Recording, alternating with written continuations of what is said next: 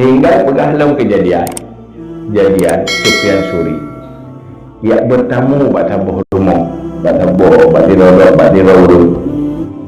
tu surah ulama besar sufi awliya Allah kejap bertamu pada berhormat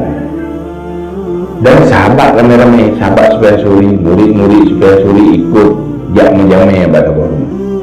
jadi punya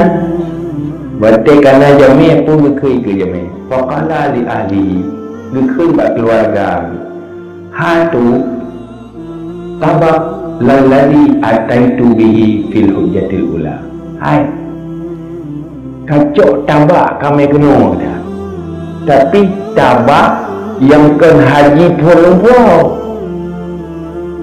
tetapi balladhi ataitu bihi fil hujjatil thaniyah tapi ada tabak dalam haji kedua pun tujuan yang kena pegang ailung bagi fikir tiga bijak haji walau tapi cerita tabak pun mending jika tabak mendampung dan naik haji padahal kena tu pun cerita yang pula kena pegang roh lu nak bijak haji kena tiga fanazara ilaihi Sufyan lu kala nak dengarnya li Sufyan Suri watengian pegahama pun kat afsada alaihi bihada hajjataihi kai perlah li sinyo dua buah haji pun sebab dia yang cari pujian cari nilai bak manusia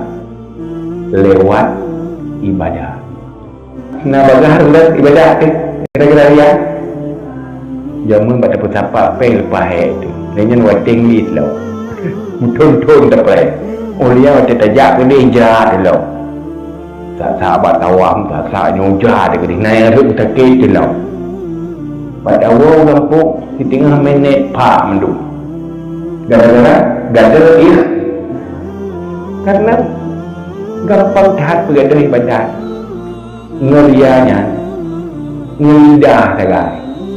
tapi ini tak pegang hana niat untuk minta agak nyan hana ria kan untuk minta nama kan minta pujian kan minta nilai bak urang lewat ibadah nyan hana buku ada tak pegang tapi nyerta-rta udahnya terpahawa katanya ilo ikilai ibu dah keroi truk keroi tanya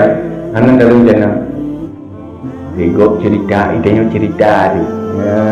Hana kau tanya pi.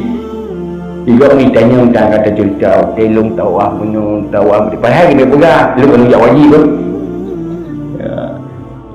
Yang tipu yang hana yang lampau hati yang pegang.